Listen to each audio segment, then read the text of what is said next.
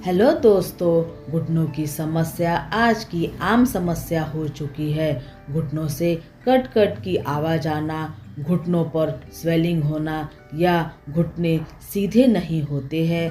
पहले तो ये घुटनों की समस्या बड़े बूढ़ों में पाई जाती थी, लेकिन आज तो ये छोटे से लेकर बड़े तक सभी लोगों में पाई जाती है। इसीलिए आप घुटनों की समस्या के लिए कुछ घरेलू उपाय कर सकते हैं, जिससे काफ़ी हद तक आप घुटने की हालत को सुधार सकते हैं। घुटनों से आती है कट कट की आवाज़। जब बच्चे चलते हैं तो चट चट की भी आवाज़ आती है। कुछ लोग घुटनों की सर्जरी कराते हैं। दोस्तों, केवल सर्जरी भी सक्सेस नहीं होती है, हमारे घुटने पहले से भी बदतर हो जाते हैं। तो घर की होम रेमेडी से आप घुटनों को काफ़ी हद तक ठीक कर सकते हैं। आज मैं आपके लिए 3 ऐसी ज़बरदस्त रेमेडी लेकर आई हूँ, जिन्हें आप फॉलो करोगे तो आपको रिज़ल्ट कम से कम 95% मिलेगा। पर आपको यह रेमेडी 1 महीने के लिए ट्राई करनी है। आपको घुटने में स्वेलिंग आती है, घुटनों में दर्द क्यों होता है, क्यों ग्रीस खत्म हो जाती है। कई बार हमारा बढ़ता हुआ जो वजन है, उससे भी हमारे घुटनों में ग्रीस खत्म हो जाती है। रात को देर तक जगना, स्ट्रेस लेना, इससे भी हमारे घुटने खराब हो जाते हैं।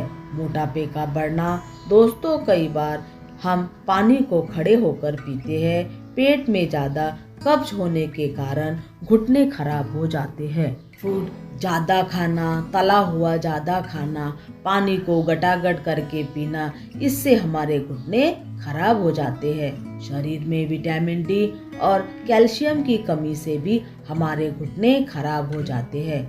आपको खड़े होकर कभी पानी नहीं पीना है, पानी आपको बैठकर ही पीना है। आपको अपने डाइट में अखरोट लेना है। अखरोट दोस्तों बहुत ज़्यादा फायदेमंद होता है हमारे घुटनों के लिए। इसमें ओमेगा 3 फैटी एसिड पाया जाता है, घुटनों में ग्रीस लाने का काम करता है। इसे वॉलनट भी बोलते हैं। आपको रात को 2 से 3 अखरोट भिगोने हैं और सुबह इस अखरोट को आपको चबा चबा के खाना है। इसके साथ आप 1 गिलास गर्म दूध भी ले सकते हैं। घुटने आपके ठीक हो जाएंगे दोस्त। दूसरी रेमेडी है पारिजात या हार श्रृंगार के पत्ते। ये आपको अपने घर के आसपास ही मिल जाएंगे। इसको हम पारिजात भी बोलते हैं। यह बहुत ही फायदेमंद होता है घुटनों की स्वेलिंग को कम करने के लिए, आर्थराइटिस को कम करने के लिए, घुटनों को फिर से चलाने के लिए। यह हमारे घुटनों को बिल्कुल सही कर देता है।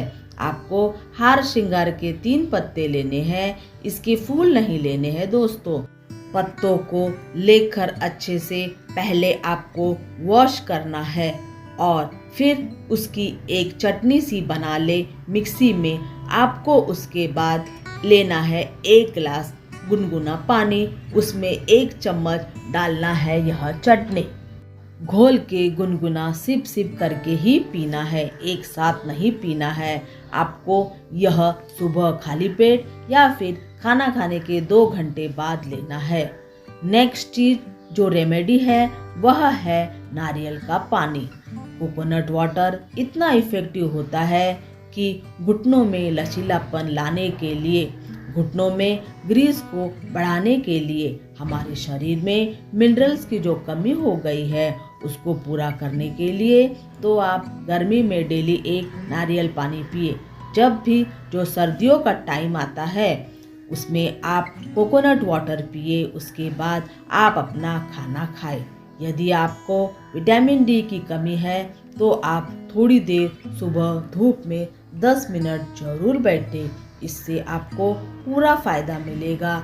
हमारा जो कोलेस्ट्रॉल है वह भी, बैड कोलेस्ट्रॉल है वह ख़त्म हो जाएगा और जो गुड कोलेस्ट्रॉल है वह पैदा होगा। विटामिन डी की कमी पूरी होगी। नारियल पानी इतना इफ़ेक्टिव है कि हमारे शरीर में मिनरल की पूर्ति करता है। इससे पेट भी साफ रहेगा और हमारा शरीर भी स्वस्थ रहेगा। और जो सीढ़ियाँ चढ़ने में दिक्कत हो रही है ना आपको, वह भी ठीक हो जाएगी। विटामिन डी कम है और कैल्शियम पूरा है तो भी आपकी हड्डियां कट कट की आवाज़ करेगी, आपको उठने बैठने में प्रॉब्लम होगी। अगर विटामिन डी पूरा है, कैल्शियम कम है तो भी आपको बोन से रिलेटेड प्रॉब्लम स्टार्ट हो जाएगी। इसीलिए आपको विटामिन डी के लिए सुबह सुबह धूप लेनी है। धूप में जाकर बैठ जाए। सुबह की धूप आपको डेली लेनी है। नारियल पानी भी आपको डेली पीना है। खाना खाने के 2 घंटे बाद आपको पारिजात का काढ़ा है वह भी लेना है। और आपको सुबह सुबह 1 अखरोट 1 महीने तक डेली लेना है। ये चीज़ें नियमित रूप से 1 महीने के लिए करनी है।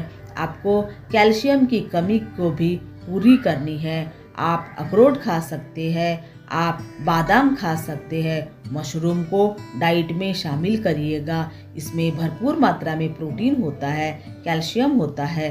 कैल्शियम के लिए आप पनीर, काले तिल, दूध, रागी आदि का सेवन करें। आप मार्केट से वाइट तिल लेकर आए और उसे गैस पर मीडियम फ्लेम पर इसको भूनना है। कच्चे तिल कभी नहीं खाना चाहिए। इसको भून के आप इसके लड्डू बना सकते हैं गुड़ के साथ, तो बहुत ज़्यादा फ़ायदा होगा। गुड़ हमारे हेल्थ के लिए तो इस तरीके से लड्डू बना ले। सुबह सुबह खाना खाने के बाद 1 लड्डू खा ले। 1 कप रागी का इस्तेमाल आप अपने डाइट में ज़रूर करिए।